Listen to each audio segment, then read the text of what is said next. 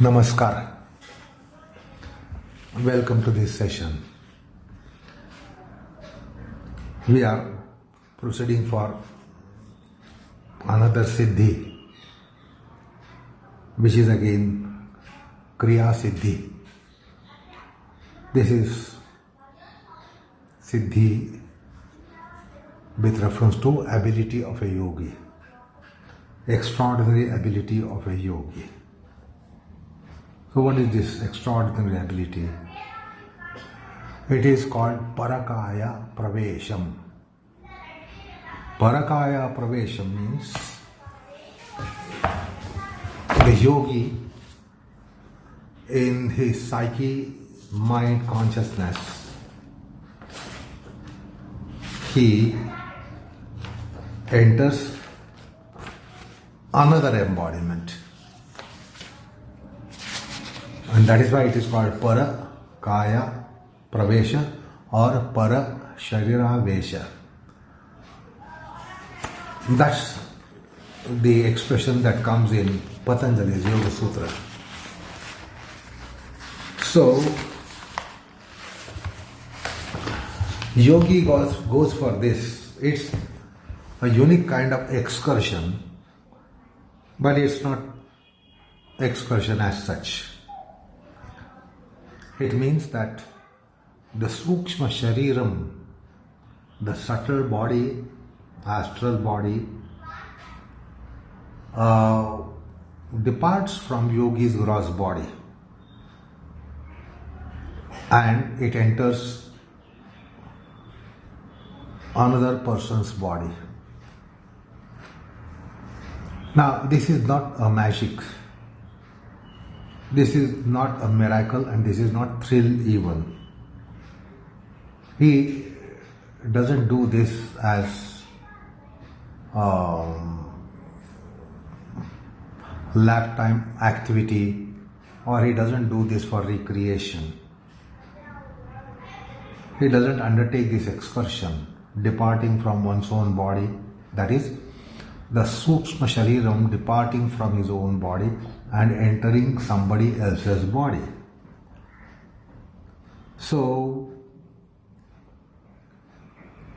it is not his recreation, he doesn't do it for thrill, and he doesn't perform a miracle by doing that.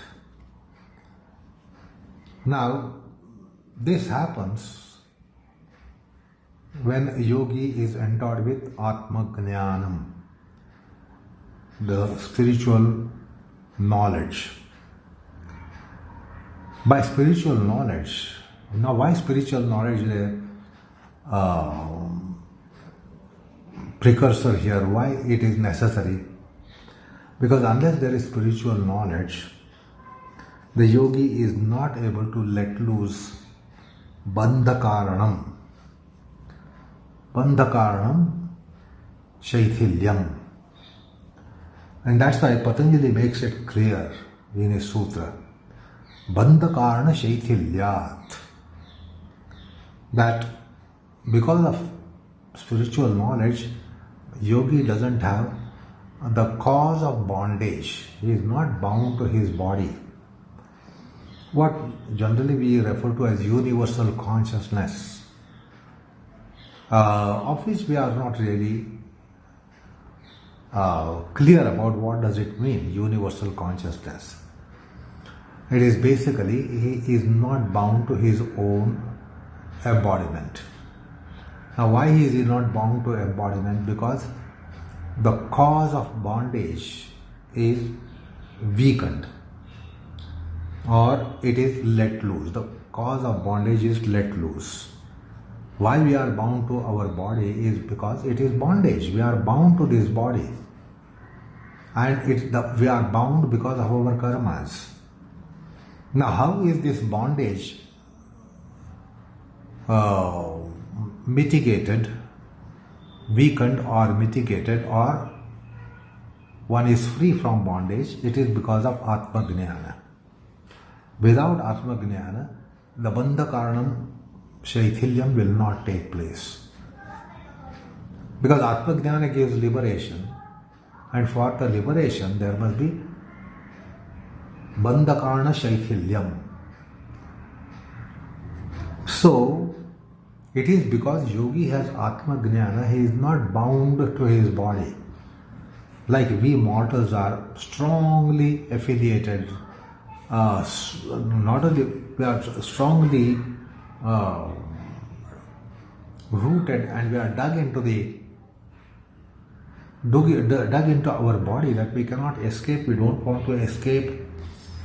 We don't want separation of ourselves from our body, which is death. So bhava bandha, bondage is so strong in case of we mortals. But here the major condition is bandhakarna shaithilyam. That means the cause of bondage is weakened, is let loose, or one is free from shackles. Now, how is one free from shackles? It is because of atma jnanam. There is no other way to be having this kind of freedom or to be free from bondage unless there is atma jnanam, spiritual jnana. So, bandhakarna shaithilyat tells us that yogi is having spiritual realization, atma darshanam, atma jnanam. That is one thing. Now, it is a knowledge process. Liberation is a knowledge process. And one more factor is needed to really escape one's own embodiment. That is prachara samvedana. Prachara samvedanam means the gates through which the subtle body enters the gross body, and the gate through which subtle body departs from gross body. So subtle body entering the corporeal body is our birth. So how is the birth, or how a life is conceived? So it is conceived by the act of generative organ of the parents. So with their union, the life is formed. So when the life is formed, that means the subtle body or sukshma shariram is now getting a sheath of gross body. That is the birth. And then what is the death? The subtle body, sukshma shariram, departing from the gross. So how does the subtle body generally enter? It enters by the union of sperm cell and ovum cell in the womb of the mother. Well, that's how the life is formed. That means the subtle body enters the gross body, or subtle body gets a sheath of gross body. Then what is departing? Departing is the occurrence of the death, whereby the subtle body departs from the gross body and the mortal coils are left behind, which later are confined to earth or fire by way of cremation or burial. So there are entry gates and exit gates for the subtle body to enter the embodiment, to form a life and give a lifespan, and then depart from gates whereby the mortal coils are left behind. That is passing away of life. So there is gate for life to pass away, as there is gate for life to enter. So that means there are these entry and exit gates. That is being mentioned here, that he knows, he has the prachara samvedana. Prachara means movement. Movement of the form of entry and exit. So there are two major conditions required here. One is spiritual knowledge. Atma Gnana, Adhyatma Gnana, Paramartha Gnana. And the second one is to be aware of the entry gate and exit gate of subtle body into the gross body, and from the gross body when it is departure.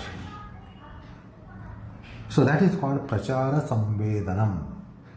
Prachara means the movement of subtle body, either in the form of entering the gross body or leaving the gross body.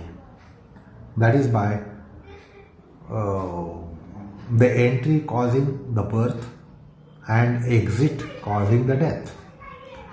So yogi has this knowledge of the subtle body entering and subtle body exiting. So there are gates for life force to enter and life force to exit, or for life to enter and life to exit. That is called prachara samvedanam. That is knowledge of the gates and the process of the entry and exit.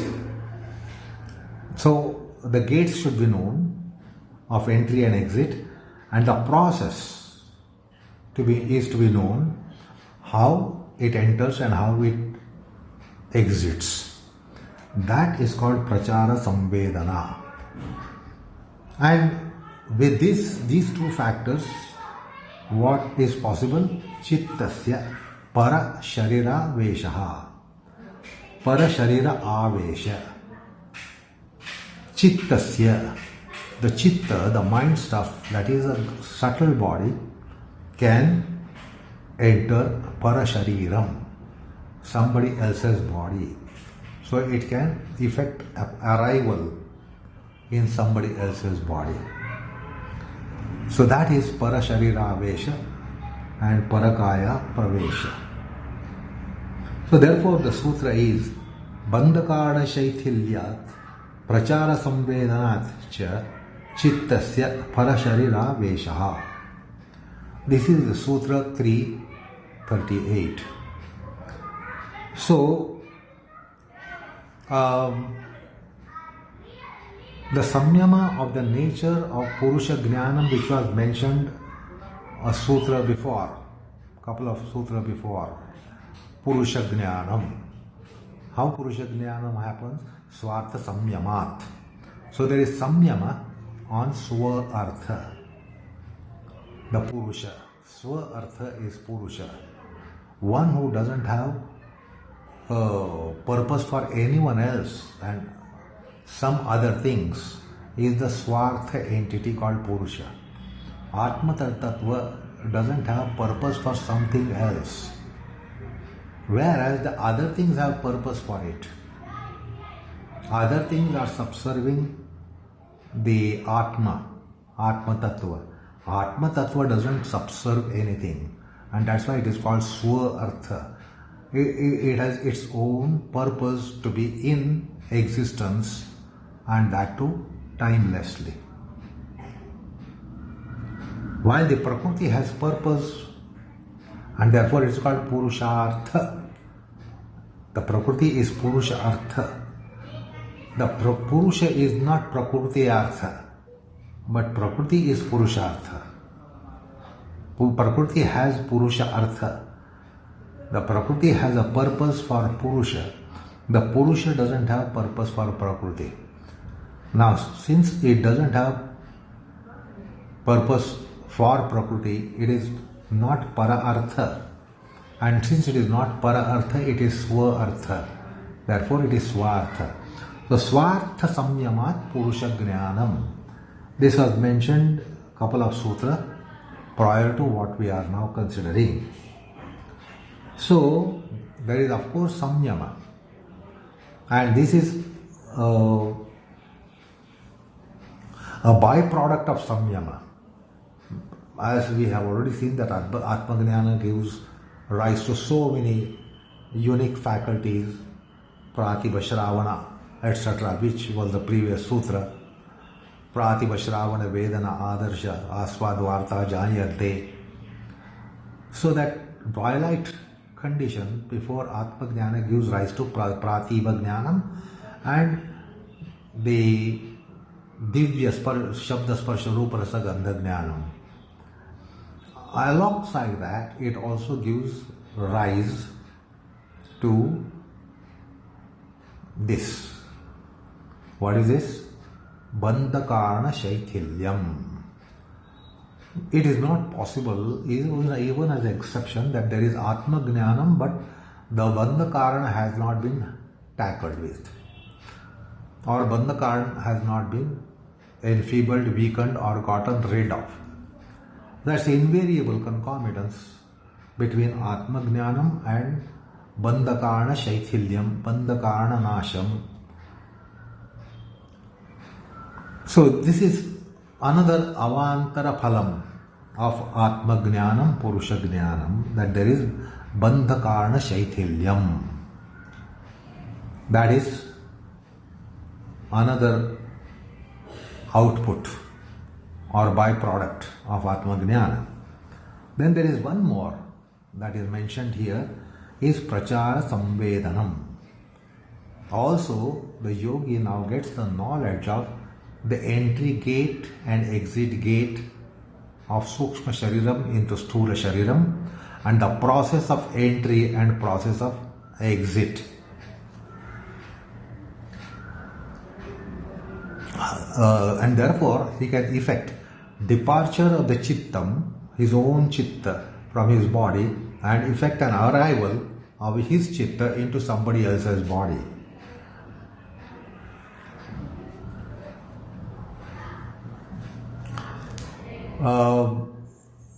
Strangely, the other way around, we have today a condition called bipolar personality. Bipolar personality. So we know that there are two kinds of behaviors to a person which are mutually contrary to each other, and therefore it becomes a disease. Bipolar. Now similarly here there is by chitta.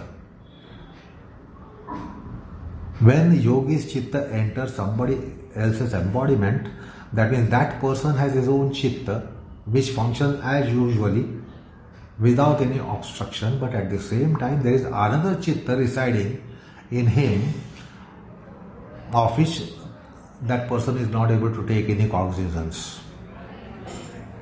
So it takes an entry and it just remains a witness of the original chitta of that person. And it is now just as a witness. So that is parakaya pravesha. So suppose parakaya pravesha has taken place in a person called A.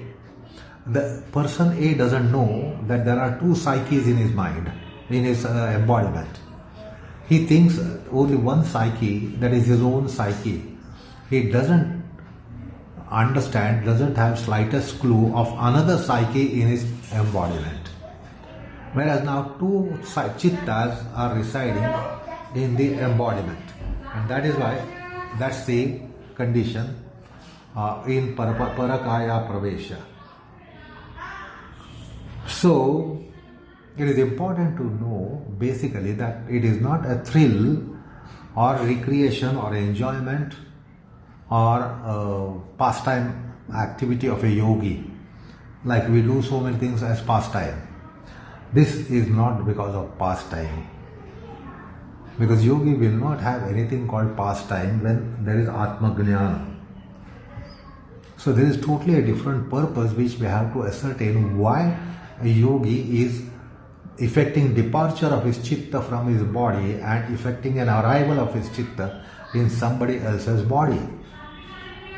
So this purpose needs to be identified. The point is, yogi has atma jnanam, and because of atma jnanam there is bandhakarana shaithilyam, and similarly he knows how the psyche, consciousness, samskar in the chitta or in the embodiment enter, how, from where do they come. Now we all know that we have tendencies, we have samskars. From where do they come?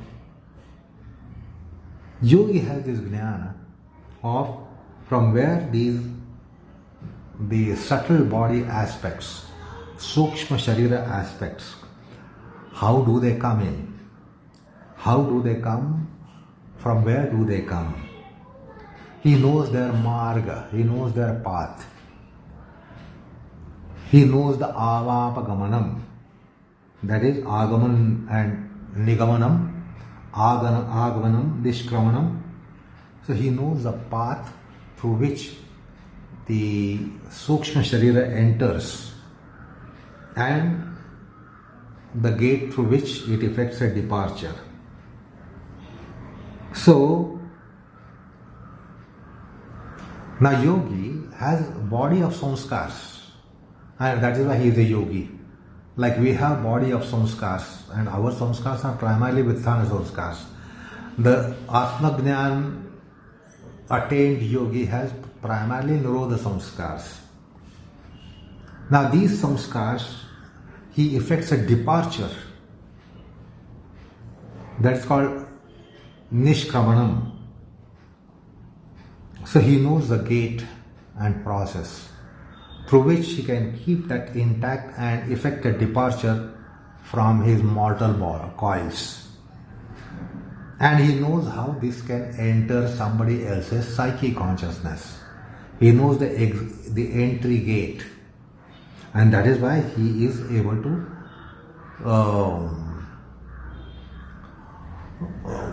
drag out his own subtle body from his body, lift it from his own body, and then make it pass on to somebody else's body. That is called parakaya pravesham or parasharira vesham.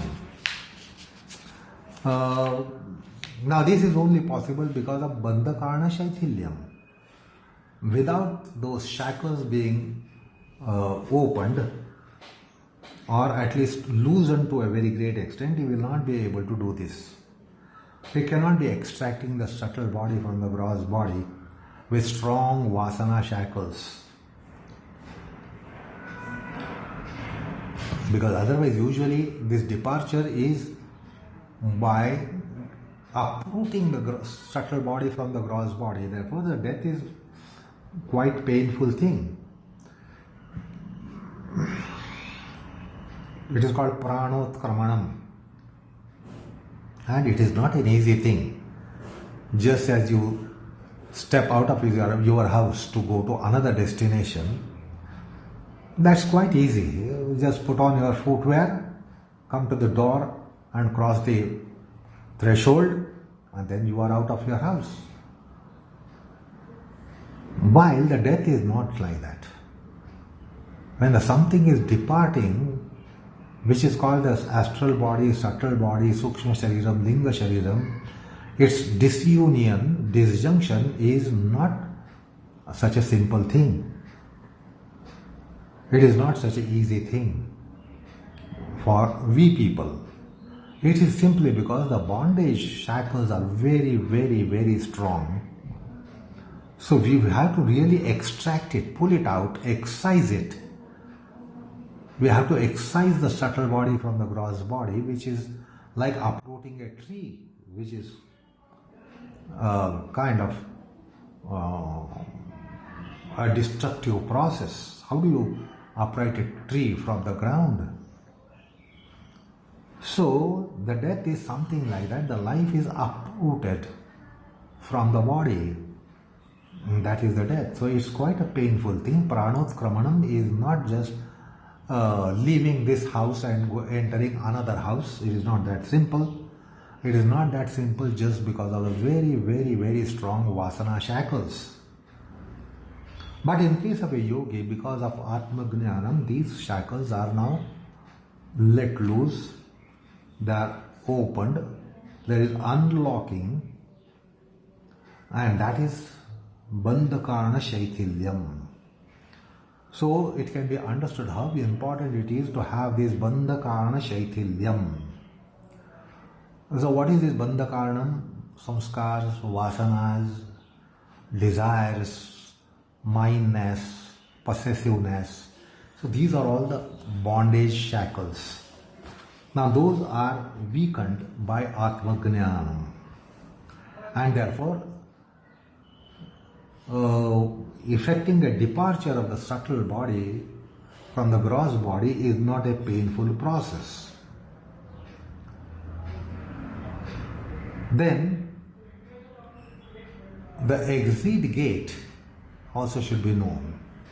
See, usually on the point of death, we know that our body is Navadvara Puri. It's the body of 9 gates as described by Upanishads. So the life escapes on the point of death from one of these 9 gates. So it so happens mostly the life passes through the lower gates. So more often the life passes through lower gates for a person who dies. And that's why we know that there is some kind of excretion, passing of motions, etc. on the point of death, on the deathbed, or urination on the deathbed. So usually the life passes for we mortals who are going to transmigrate from class of life to class of life. Usually it passes through the lower gates. The life also can pass through the other gates, other 7 gates. The 2 are lower gates of excretion. So out of 9, these are 2 gates through which the life passes through, but the life also can pass through the other 7 gates. The other 7 gates being the 2 eyes, to the 2 ear holes, 2 nostrils, and the mouth. So 2 plus 2 plus 2 plus 1 are those 7 gates. So life will pass out from any of these gates. So many times we realize that somebody's life has passed through eyes, seemingly. So we know the eye condition of a person who has died, or the life has passed from eyes, or it can pass through any of those gates, mouth, or 2 nostrils, or 2 ears. So these are the gates for life to pass in a natural process by way of death. But there is one more gate for the life principle to pass, and this happens for a yogi who is going to get liberated on the point of death. And this is the upper gate. This is the gate in the crown of the head, which is called Brahmarandhra. So the about to get liberated noble people, their life passes from upper gate. Upper gate means crown of the head. And once it escapes through the crown of the head, it is said that invariably it is liberation. So it breaks open that the cover on the hollow in the crown of the head. We all have a hollow in the crown of the head, but it is covered. There is a lid of our body matter, skin. The skin is covering, and this hollow can be felt in a just born baby. The hollow can be felt in a just born baby for quite some time. The hollow can be felt, and that's why there is that convention of applying oil to the crown of the head of a baby. Anyway, that's the 10th gate, and that's the gate for liberation. So So there are gates through which the subtle body departs, causing either death or liberation. But here, neither of the two. The life passes,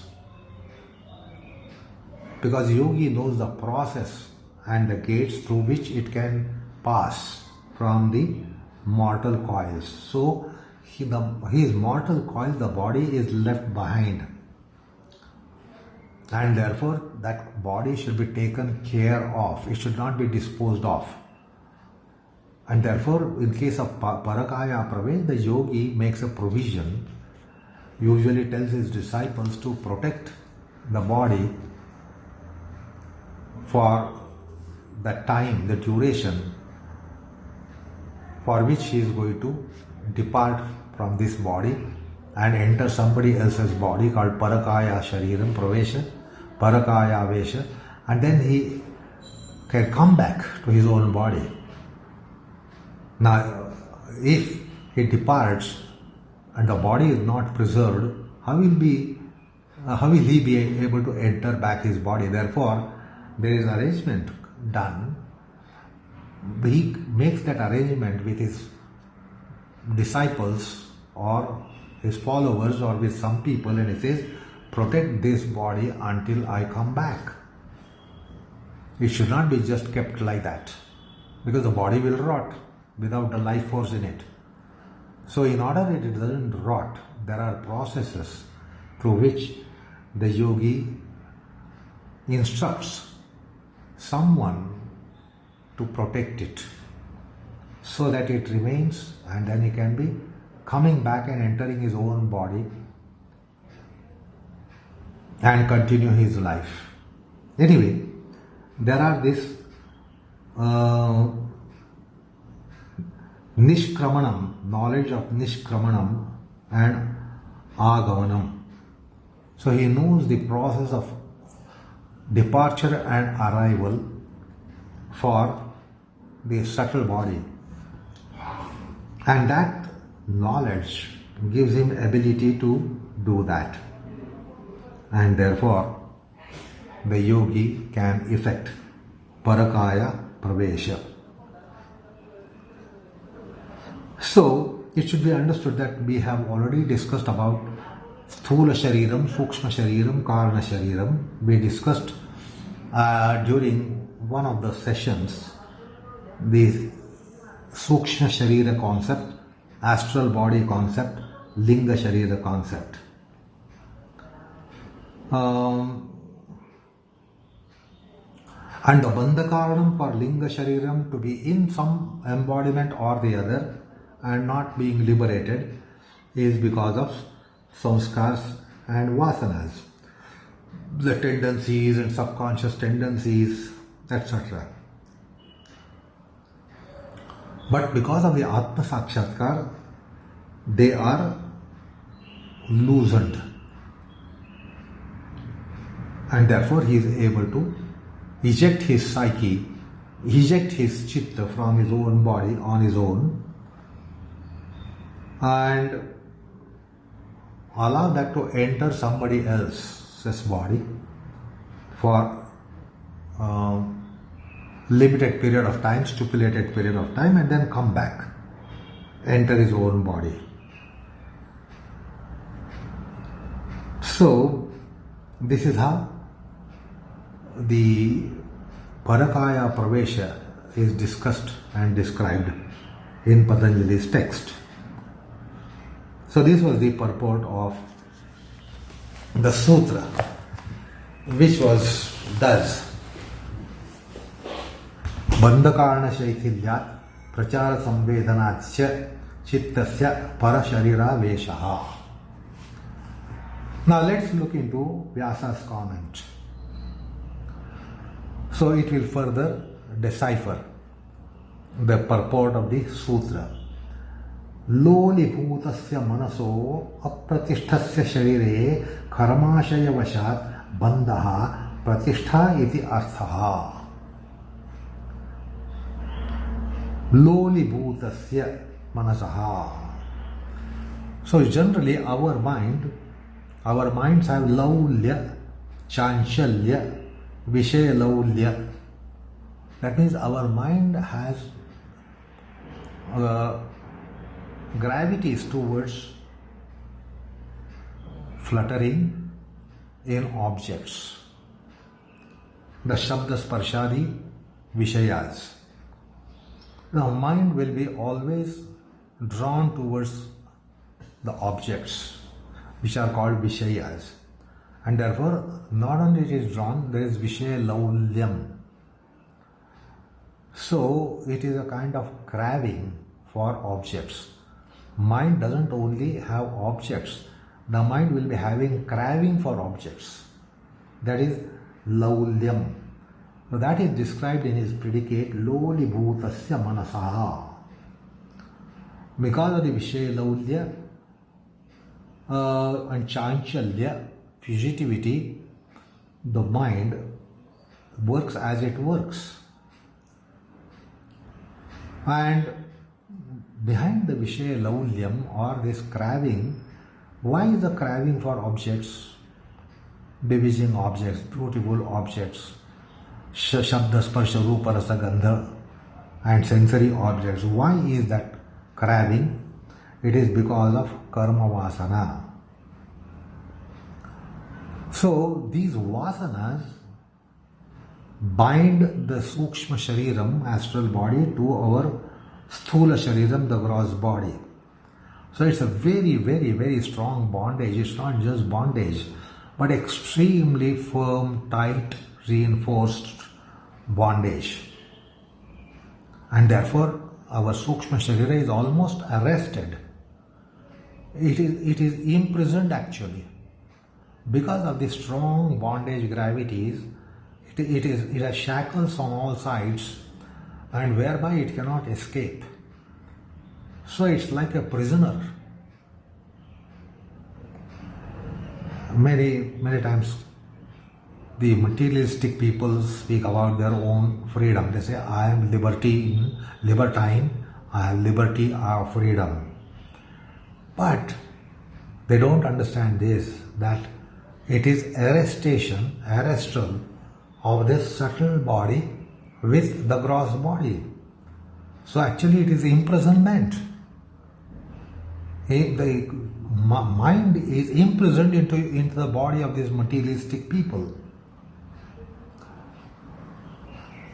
This is because of karma samskars.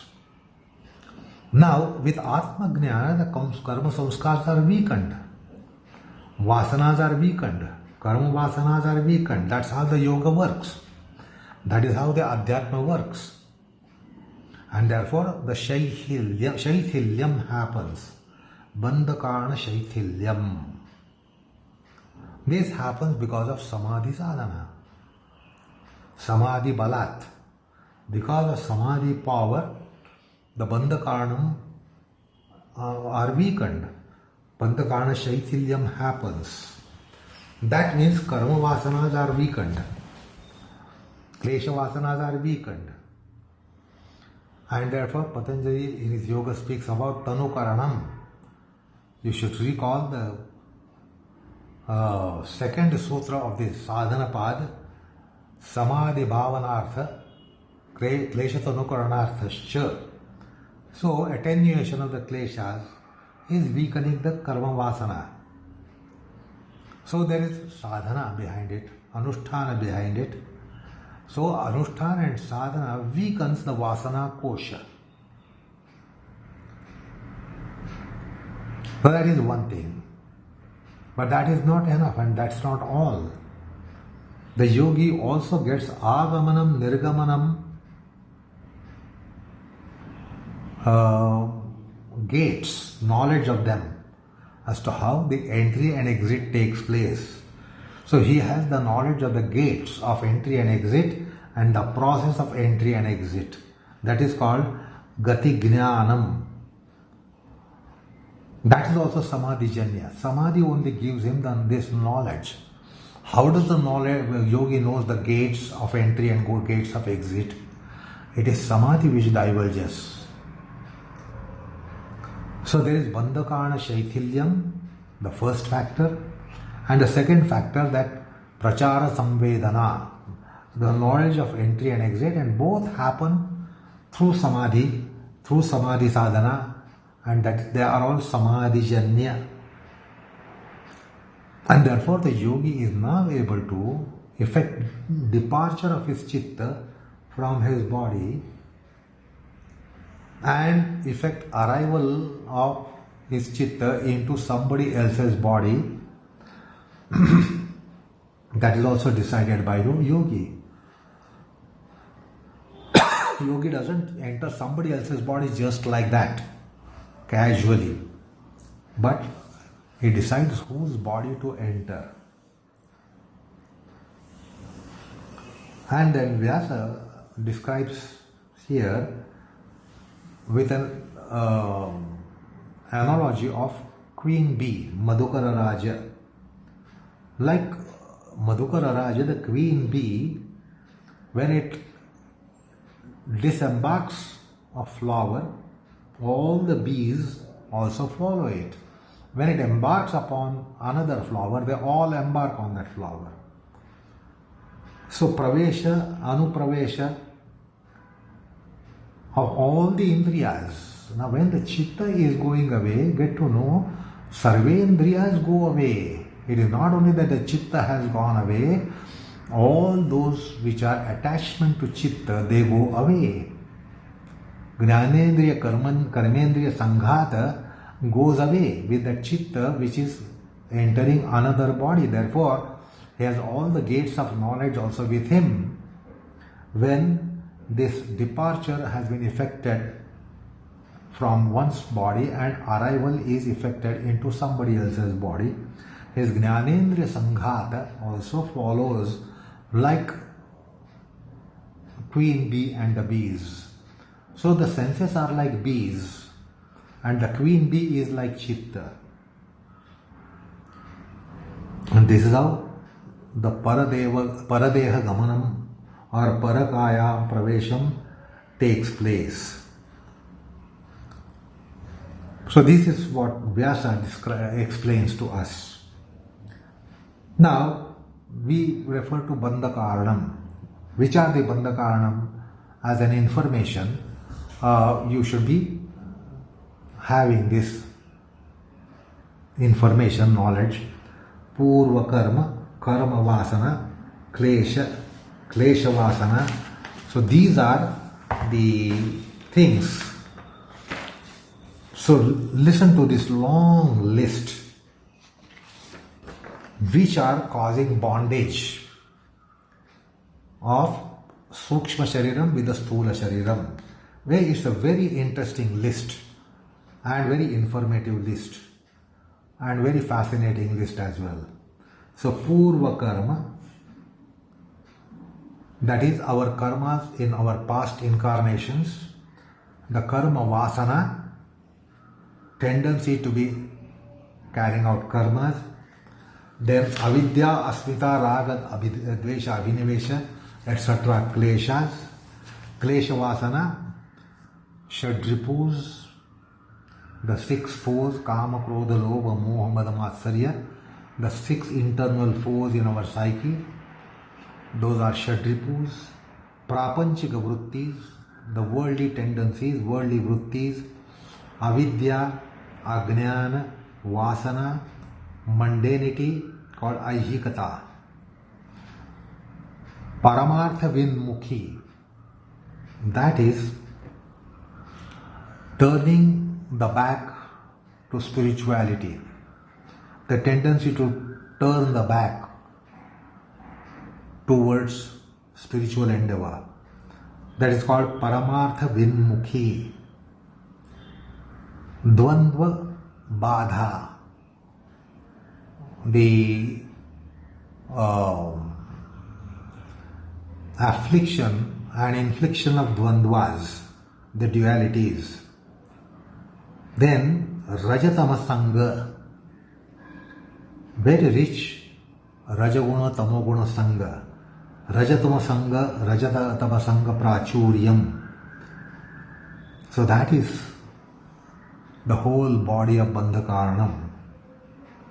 Now, what is Bandhakarana Shaithilyam? Again, interesting list. Sattva Prachuryam, exuberance of Sattva Guna.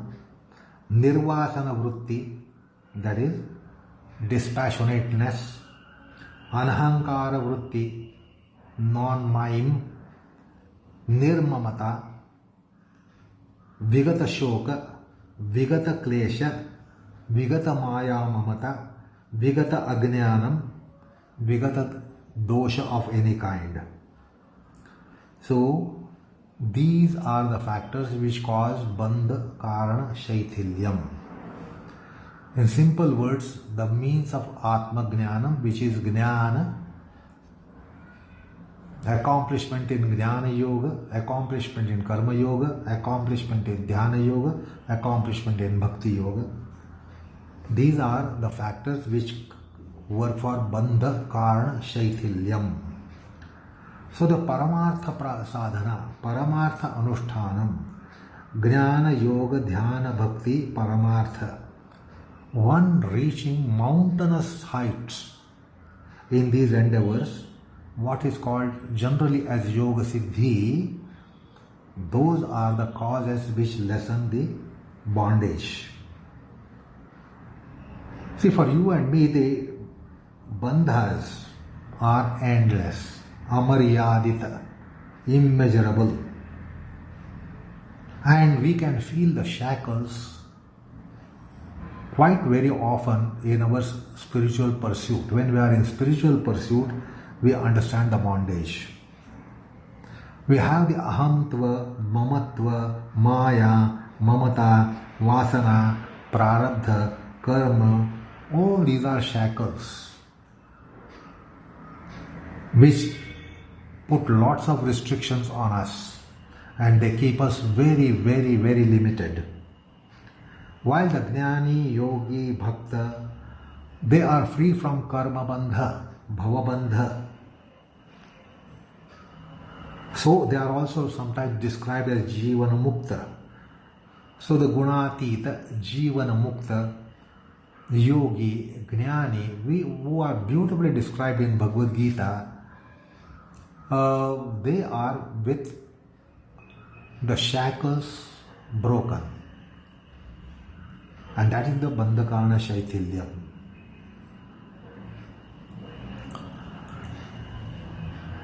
Now to speak about the Prachara Samvedana,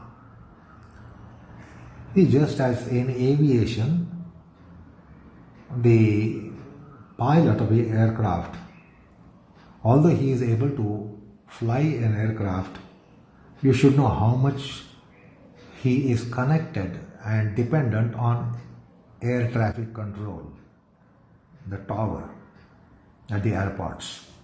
That's called ATC. Just because he is able to fly an aircraft, it doesn't mean that he can be flying an aircraft. So without ATC, air traffic control, although he has ability to fly an aircraft, he doesn't fly an aircraft.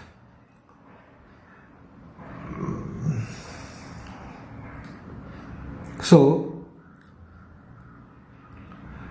similarly here, the Sukshma Deha, the astral body, Vasana Shariram, has to depart along with Atma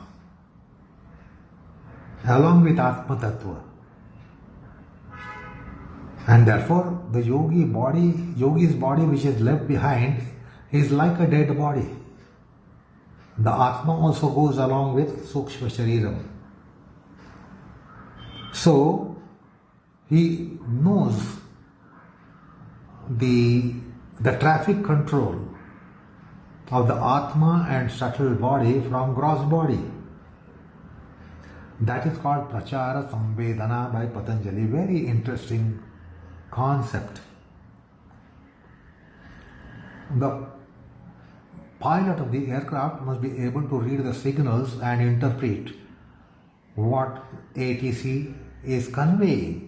If you cannot read, if you cannot decipher what the ATC is signaling, then you can understand his flight. So the prachara samvedana is with the yogi because of samadhi sadhana. So that's very important aspect in parakaya pravesha. So after the nirgamanam of atma with sukshma shariram, the gross body is mrutavata. It is like a dead body. And therefore, we hear in mythology that such bodies are kept sunk in an oil tub so that the body won't rot. So as long as the yogi is not returning, it has to be kept in oil tub. So during the yogi's parakaya pravesham, his body, his own body is like anesthetized body. And then it is subsisting with very minimal power of chaitanyam. But it's completely like a dead body. It's not completely dead because it's a temporary ejection of atma and sukshma shariram from the body. So it has to be saved from worms and insects. It should be saved from other bodies, other living beings, because they might eat away this dead body. And therefore it is protected. So this is how this siddhi has been described and discussed. And of course we have read about parakaya pravesha in our Puranas as recently as the time of Srimad Shankaracharya. We hear about such event even in life of Srimad Shankaracharya, Adi Shankaracharya. He was in a debate with Mandana Mishra, a Mimamsaka. And he was in a debate and the arbitrator was wife of Mandana Mishra. And she was testing these two people.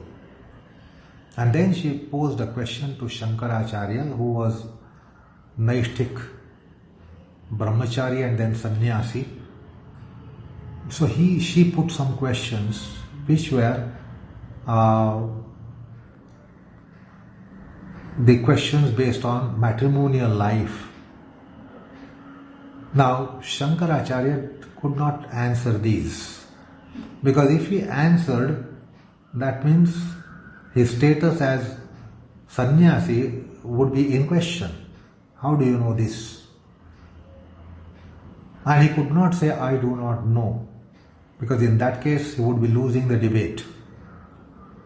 So therefore he asked for some time, and then he effects the parakaya pravesham, enters a body of a king and gets to know the relationship between the wife and husband by being a witness in the embodiment of the king.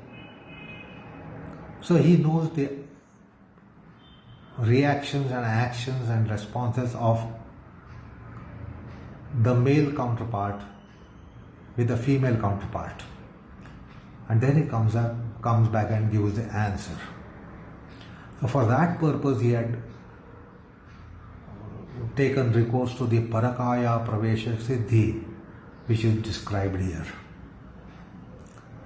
So the yogi does it for a purpose. And this purpose is definitely a transcendent purpose. He doesn't do it for excursion.